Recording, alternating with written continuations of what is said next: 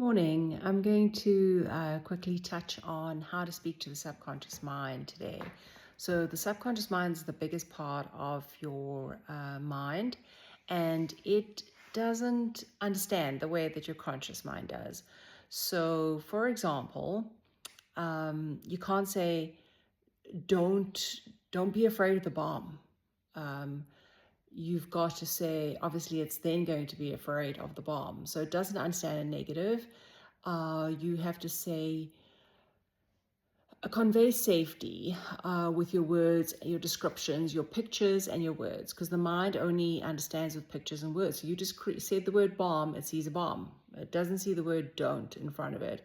So you have to create safety with the words. So you can create a picture like, for example, okay, you're perfectly safe.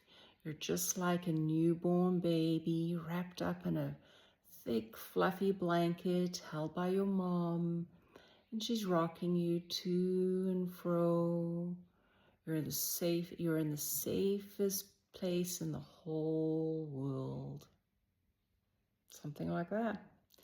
Um, that is now creating a picture for your subconscious mind that it can hang on to. There's no negatives in there. The words create a picture. There's a ton of adjectives. I could put more in if I had a moment more to think about it.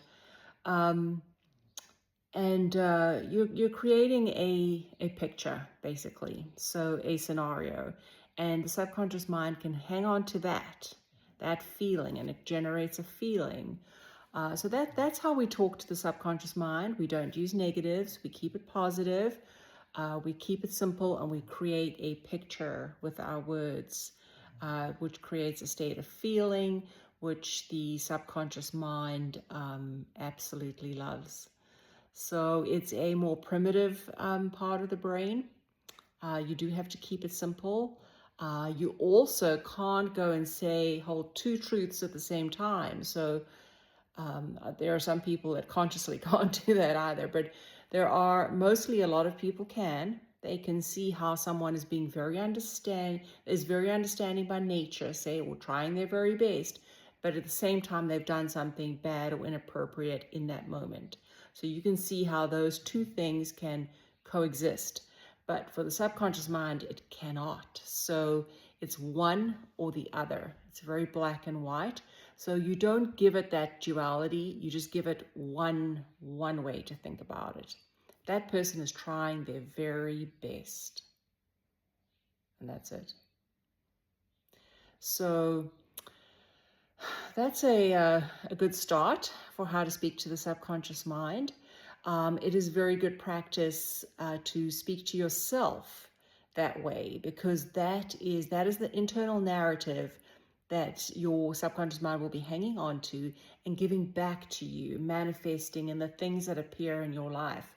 So you want to create great pictures and with your words, you want to be positive, you want to be descriptive, and you want to stick to one line of reasoning, not holding a dual reality. So you could be saying that I am so lovable, I am enough, I am fully capable of embracing every challenge that comes towards me. I know exactly what to do. I make great decisions. And that's a good starting point, right?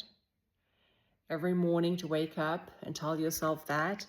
You don't have to, you can just leave it at that and walk away. So long as you repeat that, because that is the other thing that with the subconscious mind, it learns with repetition. So a lot of the things that we say negatively, we cycle it. Oh, you see, oh, again, that happened to me. This always happens to me. That's not what you want to tell your subconscious mind, because then it always will happen to you. So you want to be saying something positive, usually a statement like I've just given you, or I am enough. I make great decisions. I know exactly what to do in every situation, and there are great outcomes come from that. Something like that, that speaks to your trigger points, and say that, repeat that often. So the subconscious manifests and knows about that, as opposed to your fears and worries. Those are things you can acknowledge lightly and allow them to move on. Like a cloud, you see it, you name it. Oh, I'm concerned about that, da da da. And away it goes. But I make great decisions, so this is going to have a great outcome. So the way you speak to yourself is very powerful. And it cannot be underestimated. It can take care of the vast majority of our problems if we just learn to speak to our subconscious in a way that it understands, and the way that it can take appropriate action for the direction that we want to go in. So I hope that helps, and hope to see you here soon. Okay, bye.